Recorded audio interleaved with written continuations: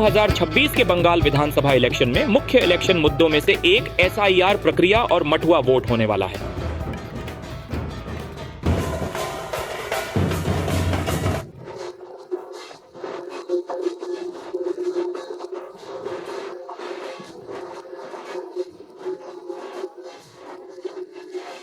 अब मठुआ एक अनुसूचित जाति समुदाय है जो आजादी के बाद के दशक में बांग्लादेश से पलायन कर गया था।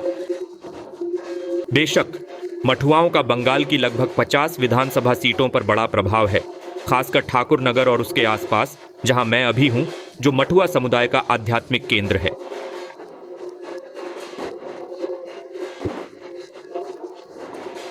दो 2021 के विधानसभा चुनावों में ठाकुर नगर और उसके आसपास की मेजॉरिटी सीटें बीजेपी के पास गईं और केवल 1 या 2 तृणमूल कांग्रेस के पास गईं। बेशक यह टीएमसी के मेजॉरिटी जीतने की सामान्य ट्रेंड के विरुद्ध था। 2024 के लोकसभा चुनावों में भी बीजेपी ने इस पूरे इलाके में बहुत अच्छा प्रदर्शन किया। अब यहां बीजेपी के कैंपेन मुद्दों में से एक सीए प्रक्रिया के माध्यम से मठुआ समुदाय को नागरिकता देने का वादा रहा है। लेकिन इन विधानसभा चुनावों में चीजें थोड़ी अलग लग रही हैं।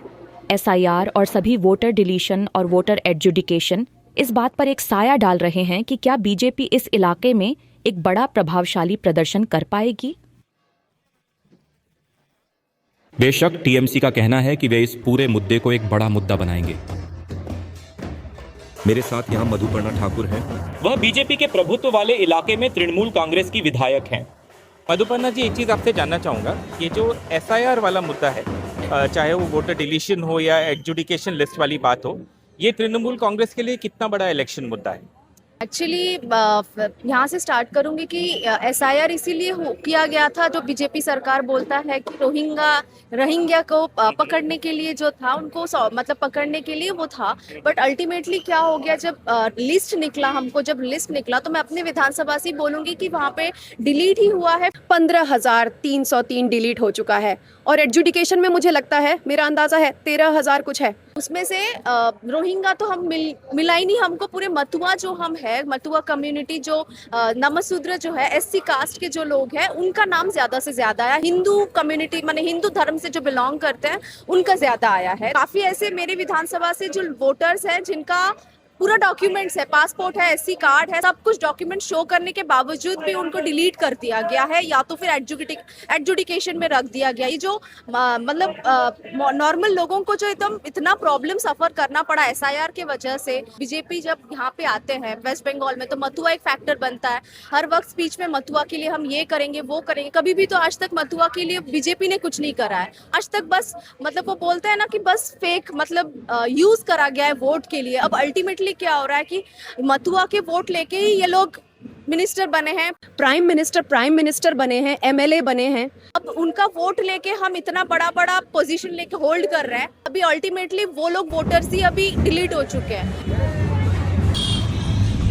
सुब्रत ठाकुर इस इलाके में बीजेपी के विधायकों में से एक हैं। यह जाहिर है एक ऐसा इलाका है जिस पर बीजेपी का दबदबा रहा है, लेकिन बंगाल की राजनीति में पूरे एसआईआर और मतदाता सूची विवाद के केंद्र में आने के साथ यह देखना बाकी है कि क्या ऐसा होगा। सुब्रत जी, टीएमसी का ये कहना है कि आप लोग मथुआ समुदाय से वादा बहुत किए कि सिटीजनशिप देंगे और बहुत सारा और काज करेंगे, लेकिन अभी वोटर लिस्ट में बहुत सारे लोगों का नाम या तो डिलीट हो गया है या एडजुडिकेशन में चला गया है, जिसका मतलब है कि आप अपने वादों पर खरे नहीं उतरे हैं। आप लोग जो वादा किए थे उस पर खरे नहीं उतरे, आप क्या कहेंगे? देखिए, हम लोगों ने क्या प्रॉमिस किया था। It's been more than 75 years जब हम लोगों का देश स्वाधीन हुआ। उसके बाद जो लोग वहाँ से रिलीजियस पार्टिसिपेटेड होके आए, उन लोगों के बारे में कोई नहीं सोचा। कांग्रेस, सीपीएम और उसके बाद तृणमूल कांग्रेस, इन लोगों का जो पेन जो है ना, न केवल उनके लिए, उनकी अगली पीढ़ी के लिए भी। सिर्फ भाजपा, बीजेपी एंड नरेंद्र मोदी जी, अमित शाह जी ने सोचे थे। पहले तो ये जो डिलीट हो गया, ठीक है, और उसके बाद जो क्वेश्चन में है, तो बीजेपी के इसमें क्या रोल है, तो किन लोगों ने किया? बीएलओ, एईआरओ, ईआरओ, और उसके बाद ऊपर जो है, ठीक है, जैसे डिस्ट्रिक्ट मजिस्ट्रेट और वगैरह वगैरह। ममता बनर्जी ने क्या किया था? सबको थ्रेट दिए थे, बोले थे कि वोट से पहले हमारा नौकरी करो तो वोट के बाद हमारा ही नौकरी करोगे। जो नाम डिलीटेड है, आपको पता है टोटल वेस्ट बंगाल में जो बीजेपी करते हैं सबसे ज्यादा नाम डेलिबरेटली उन लोगों को डिलीट किया गया। तो जो ना संविधान ने, ईसीआई ने आपको दिया है, यह अधिकार दिया है कि मैं 1 या मैं 50 आवेदन, 500 आवेदन, 5000 आवेदन करूं। सही ना? तो ये तो दिया हुआ है संवैधानिक, ये मेरा पावर है। इंडिविजुअल, हर इंडिविजुअल जो इंडिया का है, तो उसमें मैं 10 का किया, ठीक है, तो उसमें आ गया, तो उन लोगों को बुलाया गया, भाई ये जो फॉर्म 7 भरा है आप आ जाओ। जाने में क्या है, जब बैंक में पैसा आपका जमा होता है तो उसका यानी मीन्स निकलने के लिए आप 50 बार खड़े हो सकते हो, इसमें तो 1-2 बार खड़ा हो ही सकते हो ना। ठीक है, तो आपको बुलाया गया, तो उसमें क्या है, आप अगर सही हो तो उसमें कोई दिक्कत की बात नहीं है। तो इसमें हम लोगों का, भाजपा का क्या है? कुछ नहीं है। इलेक्शन कमीशन हम लोगों ने डाला, इलेक्शन कमीशन में बुलाया। अगर सही है तो सही है, अगर गलत है तो गलत है, बस। खैर, टीएमसी और बीजेपी दोनों पक्षों के राजनेताओं को सुनने के बाद यह साफ है कि आने वाले चुनावों में यह एक बड़ा मुद्दा बनने वाला है। बेशक टीएमसी का एक नजरिया है और बीजेपी के पास इसका एक बड़ा जवाब है, लेकिन इस सब के बारे में लोग क्या सोचते हैं, खासकर वे लोग जिनका नाम मतदाता सूची से छूट गया है या जिनके मामले विचाराधीन हैं। इसका पता हम फालतू नगर और उसके आसपास के गांवों में लगाएंगे। সব হয়ে গিয়েছে, সেই জিনিসগুলো আবার ডকুমেন্ট আবার কি জন্য চাচ্ছে, যারা যারা বাংলাদেশ থেকে তাদের ডকুমেন্ট নিক, কিন্তু আমরা তো বাংলাদেশি না, আমরা এখানে জন্ম, আমাদের এখানে আমাদের সব কিছু, তাহলে আমাদের কেন এসব শাস্তি আমরা পাবো কেন? दीदी अपना नाम, आपका नाम की? मेरा नाम चाइना सरकार है। आप पहले वोट किया है? मैं साल 11 से वोट देती हूँ। अब मेरा जन्म यहीं का है। मैं क्लास 1 से पढ़ रही हूँ, और क्या, सब कुछ ही। अब मेरा है आधार मतलब एसटीसी कार्ड, वोट के लिए जमा दिया है। उसके बाद है माध्यमिक का एडमिट, बर्थ सर्टिफिकेट, सब कुछ ही दिया है। लेकिन मेरा वोट मतलब उसमें है, जुडिशरी में है। क्यों? आप जानते हैं क्यों? क्यों नहीं हुआ? अब वही तो मतलब बुरा लगता है कि यहाँ जन्म होकर सब कुछ होने के बावजूद हमारा वोट नहीं हुआ। ये तो बुरा लग रहा है। क्यों नहीं हुआ? यही तो हमारा सरकार से सवाल है कि हमारा सब कुछ होने के बावजूद क्यों नहीं हुआ। मेरे बड़े भाई नौकरी करते हैं, उनका LRI कार्ड, उनका पासपोर्ट, SC कार्ड, उसके बाद मतलब बर्थ सर्टिफिकेट, हाँ हमारे पास सारे सबूत हैं, हाँ उसके बावजूद हमारा वोट नहीं हुआ। तो इसका दोष आप किसको देती हैं? आपका नाम कट गया, किसका दोष है?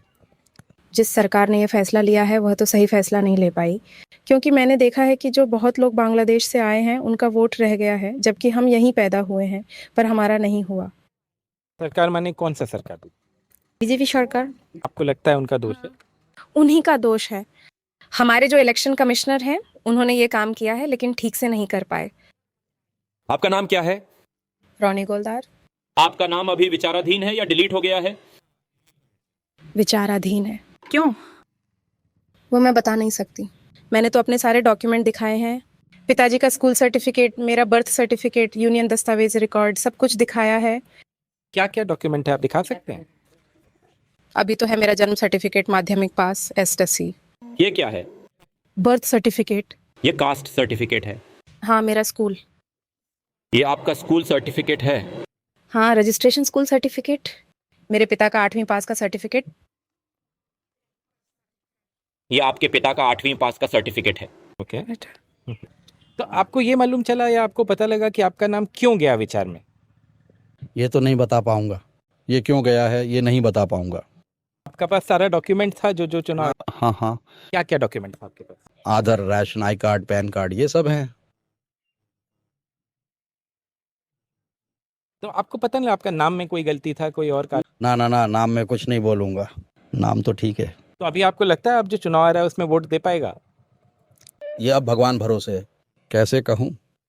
मथुआ समुदाय के लिए जीवन बहुत अधिक विस्थापन से भरा रहा है, चाहे वह तब की बात हो जब वे बांग्लादेश से सीमा के इस पार आए थे, या अब जब नागरिकता पाने और मतदाता सूचियों में शामिल होने की चुनौती है।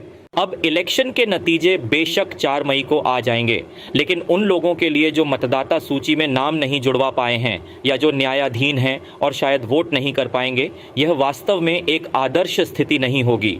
यह देखना बाकी है कि मतदान में इसका कितना राजनीतिक प्रभाव पड़ता है।